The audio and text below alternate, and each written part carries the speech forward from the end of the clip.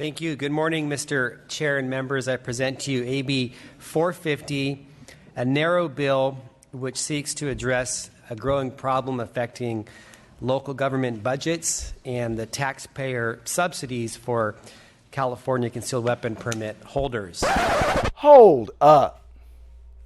Look, AB 450 has nothing to do with local government budgets or taxpayer subsidies.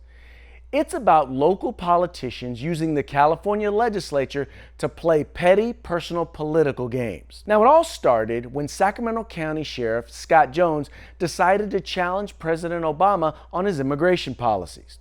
Well, the problem is this deferred action is deferring the crisis. It does nothing to make America safe. It does nothing for comprehensive immigration reform. And frankly, it's divisive. He would later decide to throw his hat in the ring and run for U.S. House of Representatives.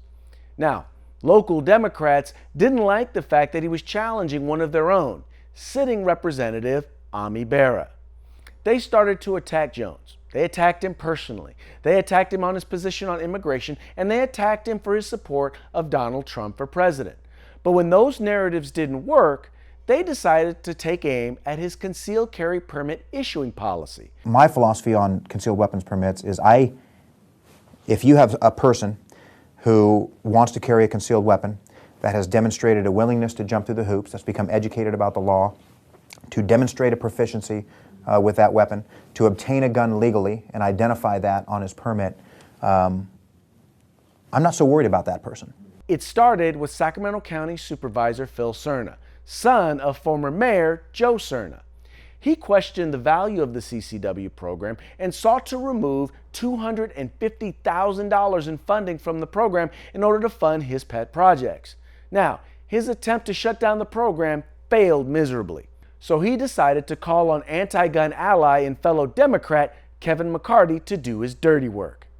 He got the Assemblyman to violate legislative process in order to gut and amend two bills into anti-CCW measures. AB 466, which was killed before it even got its first hearing, would have severely restricted what constitutes good cause for those requesting a CCW. And then there was AB 450, which made its way all the way to the governor's desk. This removes the cap on what issuing authorities can charge for CCWs and includes a vague enforcement provision that could wind up pricing average citizens out of the right to legally exercise their right to bear arms. And quite frankly, our concern is that there will be things that will come forth, programs that will be instituted under the terms of enforcement, which will drastically increase the cost of a CCW such that only the politically well-connected and the wealthy will be able to exercise their constitutional right to bear arms legally. And in the state of California, the CCW process is the only way in which law-abiding citizens can exercise their constitutional right to bear arms. This attempt to undermine the rights of California gun owners is basically an attempt by those who lack the qualifications and support to be sheriff to tell the duly elected sheriff how to do his job. They have wasted hundreds of thousands of taxpayer dollars in these political shenanigans. And should AB 450 get signed into law, it'll cost CCW holders and those seeking CCWs even more. So let's send them a message. Call, write, and email Governor Jerry Brown and tell him to veto AB 450. You'll find all the information you need at firearmspolicy.org/act. That's firearmspolicy.org/act. Please take action now. This is Craig DeLuz keeping you up to date on the fight for our civil rights. Use them or lose them.